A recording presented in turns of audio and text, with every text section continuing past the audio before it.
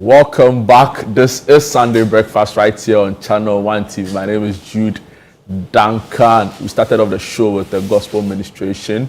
Of course, we also went into the news review. It's now time for a very important conversation with Dr.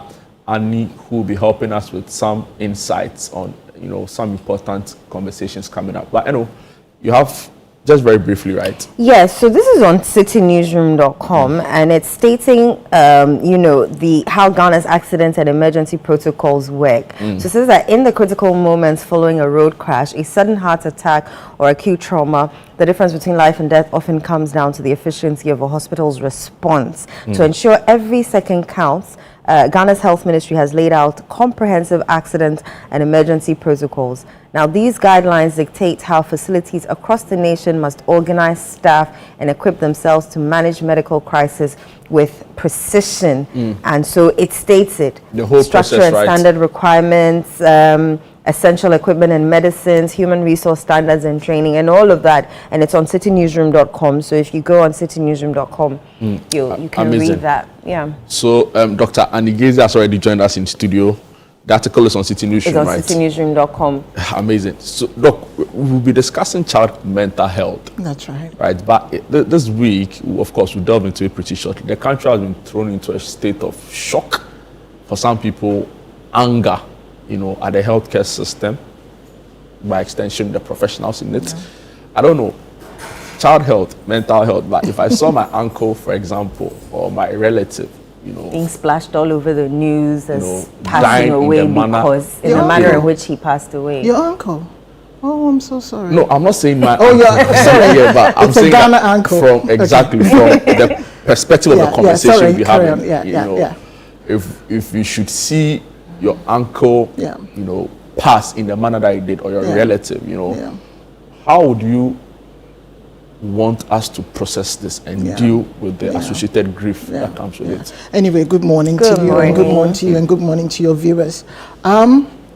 It's a painful one, and for me, I always come from the angle of mental health, the impact and the trauma, because what people don't realize is something happening to one person happens to all. Mentally, because seeing somebody die, seeing somebody being traumatized, going through that trauma, because I saw some stuff online, and I was emotional about it, and I thought, oh my God, and then the screaming and the crying and all of that, because what it does is that it's not just that incident or what is happening at the time, but what is actually happening for other people that is happened to, other people who've gone through all sorts of, should I say, bereavement. Or things that, because then you hear people having conversations, my cousin went there, my mom went there, and my sister went there to have a baby, and so people start telling their stories, and it awakens so much pain. So it's important for us to have systems in place. I always talk about hubs, especially for me in my area of mental health and addictions, that we need hubs, we need areas or a helpline or whatever that people can call and say, you know what, actually I'm struggling here, or just walk in and say I'm struggling here. I think that, I'm not here, I'm not a politician or anything, so I don't want to get into that, but I think there's so many privatized things, so everything is paid for, and that makes it very difficult for the ordinary person to seek help. So even when we are struggling, it's difficult. So in that, it would have been good if we had services where people can go to, and also just like you're doing now, channels of talking about it. How are you actually feeling at home? How are you processing this at home? Is there anything that we can do to support you? And then, okay, go to that center, go to that place, talk to that person. And these are the ways that, it's funny, did you talk about the Minister of Interior? No, we didn't. Oh, you didn't? Okay, sorry. Sorry, I visited the office with something. So, so we need to have avenues and ways to process that. And again, I always say that let's use our community. So let's use our family members to support. When things like that happen, let's check in and know how you're doing. How you doing, Jude? That sort of thing. It could be a neighbor, it could be even a stranger. At the time when it's happening, people around could have supported people. So let's use what we have. Most of the time, I think it's easier for us to talk about what we don't have. Or what do we have right now? As somebody would say, what do you have in your hands that you can use? What have you got? we've got each other, we've got the community, we've got our neighbors, we've got our family. So let's use that. Dr. Annie, do children actually, get mental health, or do they really have issues with their mental health, or are we just, why are you laughing? No, because it's a good question. They do. No, it's a perfect question, Because actually. I feel like- Because last week was Mental Health Awareness Week for children. Right. But that's something that, and the one for adults is somewhere, I think, May. And we focus so much on adults and we leave that. But we forget that it starts from childhood. And I was doing a talk last week around the effects of domestic abuse on children, in terms of they are not being directly abused, but indirectly abused in the sense that they witness, or maybe going through bullying, and that children feel anxious. Children suffer from social anxiety.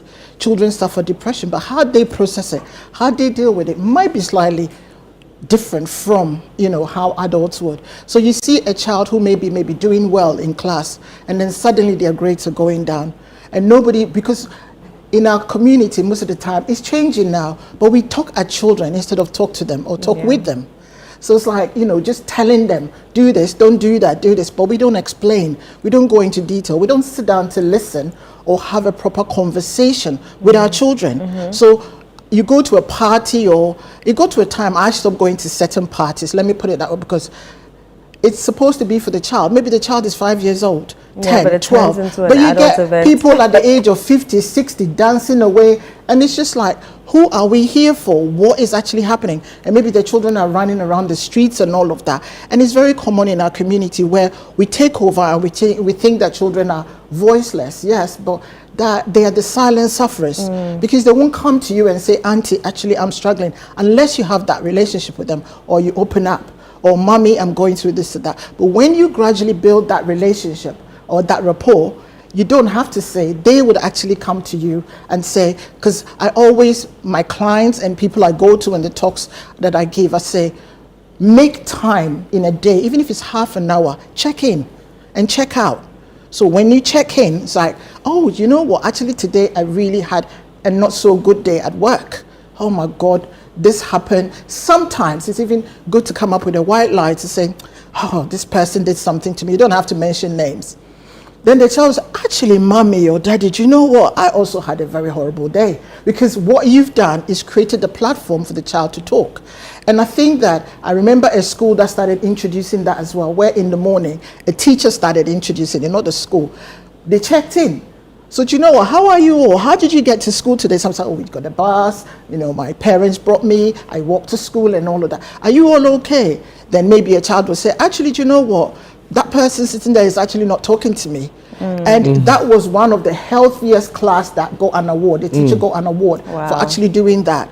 So the children look forward to coming to school, because whatever they've got at home, they can't wait to go and discuss it at school, to discuss it in the classroom. I remember when I returned to Ghana, I think one of the things my mom did that I'm so appreciative of is that she spoke to my teachers in my new school in Ghana and told them that I'm a very expressive child. And so that she doesn't want them to, how when Ghanaians, a child is expressing themselves and they're like, hey, you talk too much. You talk too much. So that's true. For that, I'm so grateful. Mom did very well. For that, I'm so grateful.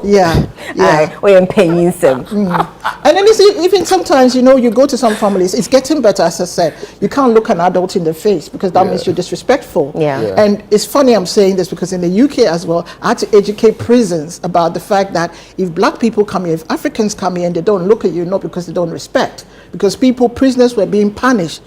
Black prisoners were being punished for the fact that, how dare I'm talking to you and you're looking down.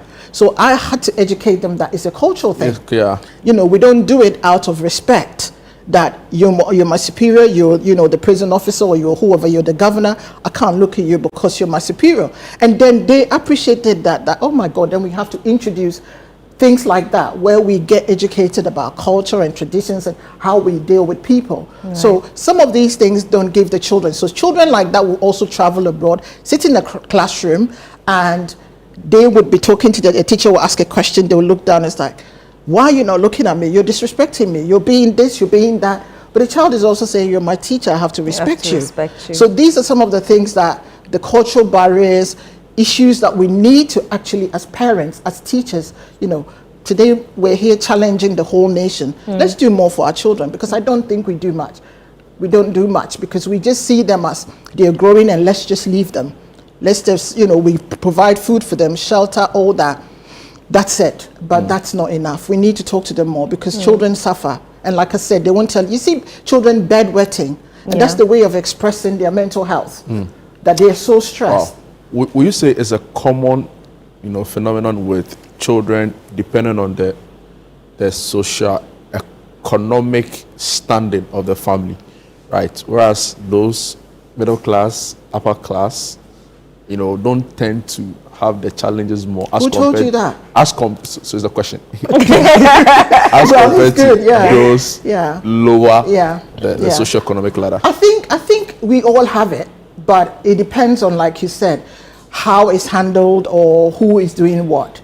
At the lower level, obviously, it's like, do I even know that I have mental health problems, or do I even understand? Or the parents, do they even know that this child is exhibiting this because of neglect, because of poverty, because they're starving, because the school is not provided, because they don't have shoes to go to school, and it's affecting them because other children have it, or they have the school uniform this year and they have the same next year, and it's affecting them because people are teasing them, and it's affecting their mental health, that level.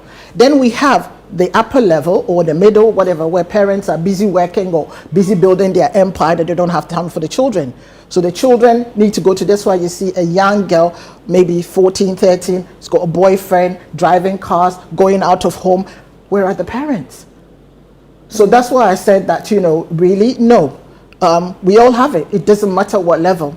It doesn't matter whether you're the richest person on the planet or you speak to them and they'll tell you, well, I haven't seen my mom for 1 week. I haven't seen my dad for 1 week. You get that.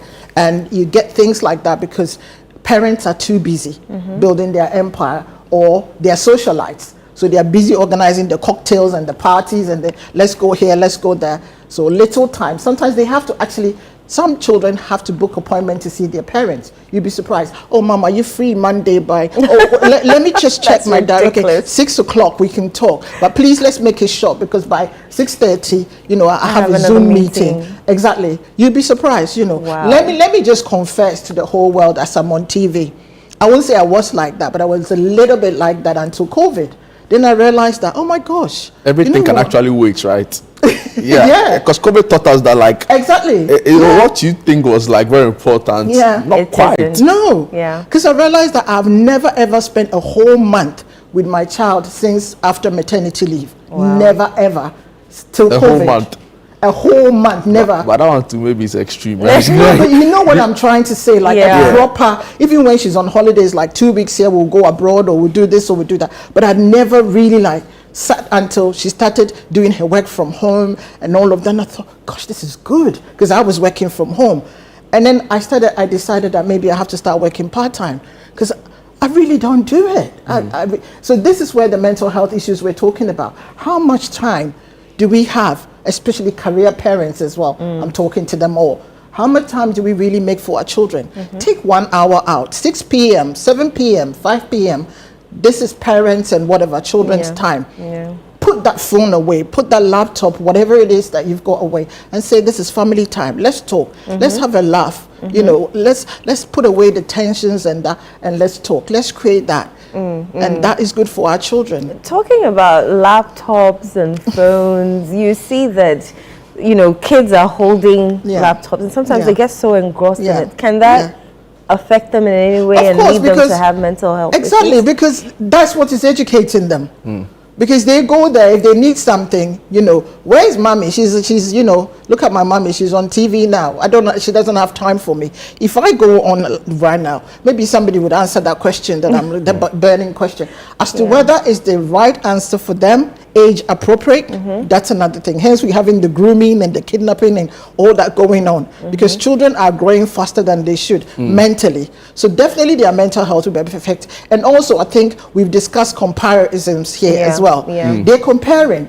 So if somebody should say, oh, you know what, my parents said this, or I'm going out this afternoon with my mom or something, that child would think, oh, mine don't even do that with me. That means they don't love me. The ChannelOne research decks put out some interesting work by KPMG.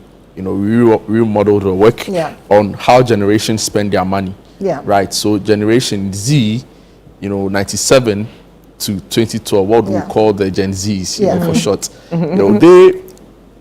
Their food expense was 73%, whereas their savings was between 5 to 10% of their income. For millennials, 81 to 96, you realize that their savings was still same, but their investments, a lot more hard investments, right? Yeah. Then of course, Generation X, 96 to 80. And we also see that the Gen Zs were on their phone more time. Definitely. And I think aspects of the report also said that it has made them less intelligent than the previous generation. So I don't know what you make use of, what you make do with this data. I think it's correct because, once upon a time, I remember when I was in uni, and maybe you as well, we didn't have AI and we didn't have all of that. And if you have to do a piece of work, you have to go and sit in the library all day. Research. Even to get your dictionaries and all of that, the references, you have to spend a whole day, book a table and sit there. But now all I have to do is, if I want to write a book, go on, it's like, okay, what can AI tell me? What can this place tell me? What can that tell me? Yeah. So how do you learn? It's good because it's made life easier, but it's also not making people think, because we've got all these gadgets thinking for us. Like we said, you go on social media and you have a problem. All you have to do is put it there. Once upon a time, maybe, let me go and talk to my parents or my aunt or my uncle or my grandma. Maybe they've got 80 years of experience or knowledge about this. So even marriages, now you have a problem with your spouse. All you do is just go online. Exactly. Or ask whatever. But before, you say, oh, grandma, are you free tomorrow? Can I come over and talk? You sit down and have a proper chat. So all that learning social skills, gone. Learning whatever, I'm learning lots of Ghanaian food through social media, because there are certain things I think, I want to make akro, I want to make this, I want to make that, and then you just learn it. It's good on that, but at the same time also it's isolating us, because I feel like before I would have gone to somebody whilst we were chatting, they would teach me. And these are some of the social skills. So that is accurate. Maybe it's even worse than what they've put down. Maybe they've even polished it.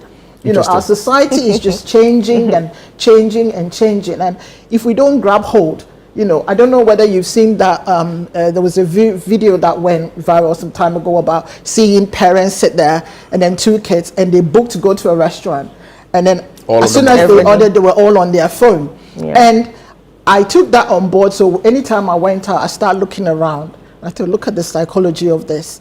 They're all on their phone or whatever. One person, and you see maybe the youngest one is sitting there bored, because it's like, why are we here? We might as well stay at home. The whole idea is to come together as a family, but we're doing our own thing. And even some parents will go to the extent of, actually, if the child is the one that doesn't want to go on phone, they will give them something and maybe put it on nursery rhymes or whatever, just to shut them up so that they can continue talking to somebody or texting or doing whatever. So yeah, we need to revisit the old and look at, introducing, because now, for instance, in England, lots of libraries and that are closing down. I don't know whether you know it or not, but they are closing down. Why? Because people don't even bother to go and borrow the books. Actually walk in, borrow the book, you go 1 week to read and bring it back, because everything is on your thing. So why bother? So like electronic books, so physical books. And now physical books are becoming very expensive because people are not borrowing them, they laying librarians off and all that. And I'm sure it's happening here as well. And then, so we need more time with our kids. I asked you the question on the socioeconomic status because of some, conversations I had with a friend. I remember, again, for context, his parents passed. So when we were in school, basic JSS, it was his grandparents who were taking care of him. Passed his exams, went to Achimota school. And I remember him telling me so clearly that the first year in Achimota school was the most, for want of a better word, most depressing, right? Because he goes into his dormitory, and he's looking at people's chop boxes, full of all sorts. I can imagine, Achimota school, the best of the best. And then weekends as well, parents will come and visit. Exactly. Then, he looks at his and he's like, but he was a smart guy. He was a really so. I think his academic, credentials made room for him. So it's a thing a lot of people go through, right? Because even in Accra Academy, I quite recall that some people come to school and everything will come to a standstill. People's parents were coming to visit them in convoys. You know what I'm talking about. It wasn't even like they were presidents or any senior government thing. So how do you deal with that inferiority? Yeah. Because it's destroyed a lot of people. Yeah. You know. Jude, you've narrated something really important. I totally forgot about. What I'm doing now is work with schools, and that's what we should embark on. Working with schools about really helping children to understand who they are, grabbing hold of their identity. It doesn't matter who you are. It's not about the beginning. Exactly. There are kids that you will start with now. I'm not wishing anyone not well or whatever, but you get to a point you realize that even though you had nothing, you're the one going to actually make it. So it's about the children understanding who they are and where they are going in life. And having counselors in schools is very important. The children have a space where they can go and talk. And also the counselor going into assembly and empowering them, what we today call motivational speaking and that. So the children understand that maybe today you have nothing. But if you work hard, you know, if you do what you're doing, if you continue, there is hope and things will get better, because these are some of the things that motivate. As I go around schools, I'm noticing that children are coming, young people are coming to me and talking to me about some of the things that you're talking about. And I say to them, and then I say, what do you want to be in future? And they would say, and I said, that's a good thing. Do you know that if you focus on that? So I'll give them a story and they say, oh, okay. You know, and they say, so if I continue, would I be able to do? I said, of course. You know, it may be really hard now. Maybe even at home, things are not great. But just focus and do what you have to do. Come to school, do your work. If you're really struggling, just talk to your teacher. So I go back and I feedback some of the things that I identify or notice or observe to the head teachers, and sometimes I talk to the teachers as well. They make me talk to the teachers. So we can do it. But I think that we need to start using resources in our school in terms of counseling and people really going and empowering these kids, because you can't change their social status. You can't. We can't do it.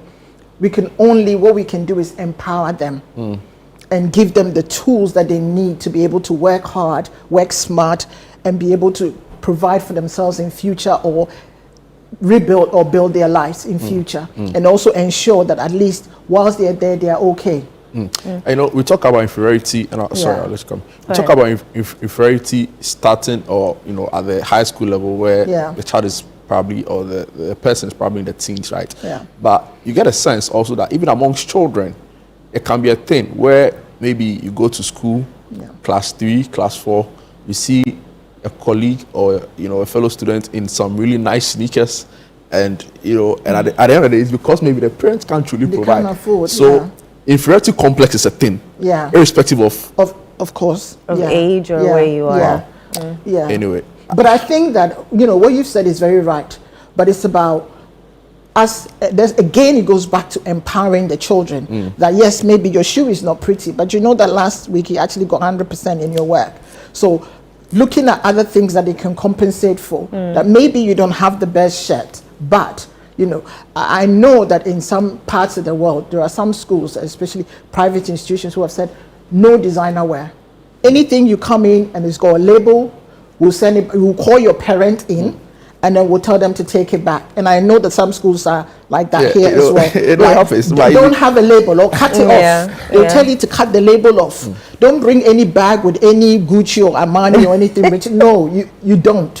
And I think that sets the tone nicely for other kids as well. You know, and I think as parents as well, if you don't have, you need to be able to educate your child, you know, for your child to also understand. I think today I'm talking about myself a bit more because I'm a parent as well. And I remember my daughter went to a school, you know, a boarding school where people had private jets, and I don't have it. But I made her understand that sit in and enjoy yourself. For context, in the UK. In the UK, thank you. Sorry.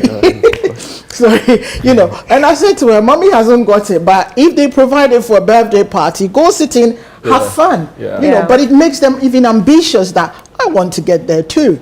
But the point is that empower the child. That's what I'm saying, empower the child, so they don't become envious or bitter or feel that life will not happen.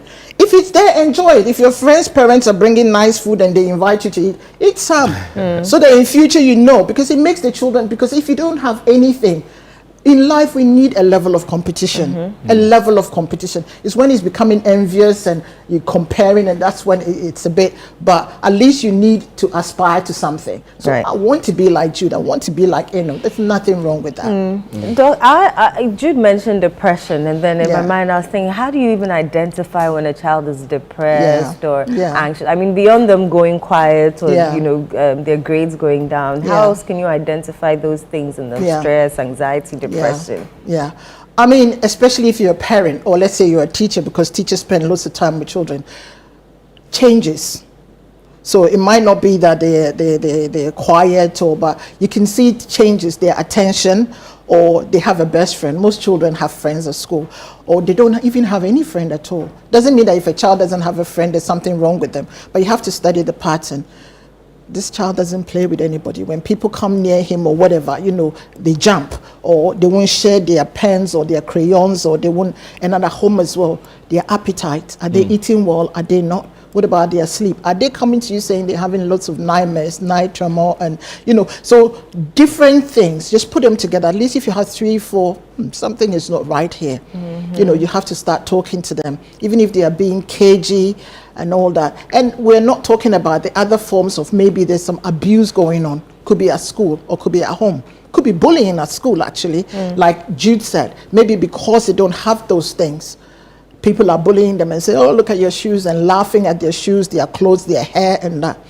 So watching these things, that are they happy when it's like, oh, it's midterm, I'm so happy that it's midterm or it's holidays. Oh, when they're about to go to school and they start having butterflies in their stomach, or every time, oh, I feel sick today, oh, mommy, can I stay at home, or can you not take me to school this week, or they start saying there's something at school so we can't go, or whatever, it's raining, can I lie down? Then you see that there is a change.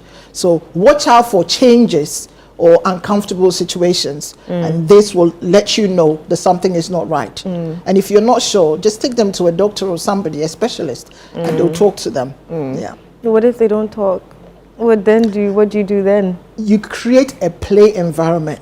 Because let's say for instance, when I see kids, I'm not going to say, oh, what is wrong with you or something. No. They'll bottle up. Yes. Oh, yeah. Because then that means you've set them up. So it's like, oh my God, I'm not going to talk to this woman. No. Just say you're going to visit somebody, and then we're just going to have a good time. So maybe if they're very young, you just put toys on the floor, sit with them on the floor. If it's a book, or maybe you're talking to the parent, they say, what's their favorite program? So they tell you what the program is. Oh, did you see the program yesterday? How was it? Then you start talking about it. Then as they're talking about it, you look for one person in there who is quiet, or a behavior that is similar to what you want to discuss, or a show. Do you watch this program? What do you think of maybe Mary or Amma? Amma is always quiet, isn't she? Do you like that? You say, yeah, I like Amma. So these things will let you pick up on, I think Amma is too quiet. She can talk a bit more, can't she? Because it looks as if because of that, everybody is always treating her badly, isn't it? Say, really? Then they'll start opening up. So you didn't start saying, oh, you're depressed. I mean, no. You just take it from a different angle. Oh, did you watch the March past or whatever, 6th March, whatever? Yeah. Did you see that girl? It looks as if she was just not looking at anybody, or she wasn't smiling at all. Why was she not smiling? Do you think she's tired? The child will end up saying, not everybody is quiet when they are tired. Yeah. Then you know. Yeah. Then you take it from that. Or you can take them for a walk or to a restaurant.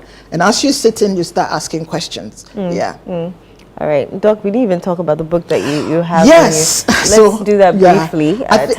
That's true. Oh, just a minute. So this book, it's just, people ask me about autism, and I'm not a specialist in, but this is a basic book for neurodevelopment, so developmental problems, autism, and it's so basic. It's called Yoku, My Brother. Yoku, My Brother. It's written by an author, as you can see. There's a Gazy there. Is it the Ghanaian name Yoku? Yoku. Yeah, someone born on Wednesday. Kuku and Kweku. Yeah. So it tells you a lot about how a family actually deals with autism. And when I first read it, it's actually written by my sister. And the first time I read it, I cried. Not in a bad way, in a good way, because it gave me an insight into how parents, other siblings. So this is about a sibling and how they are handling autism at home. It's on Amazon if you want it. if you want as well, just send me, go on, TikTok, Dr. Anigazio, or you can contact the studio as well and ask. I brought it here because lots of people are asking me questions. It's very, very basic for a lay person, so it's not a specialty thing. But read this, and honestly, I am sure the feedback you'd give would be great. Fantastic, yeah? All right, Doc, thank you so much. Thank you. So grab a copy. You can contact Doc on TikTok, and she'll definitely give you that. We'll be right back after this. Don't go away.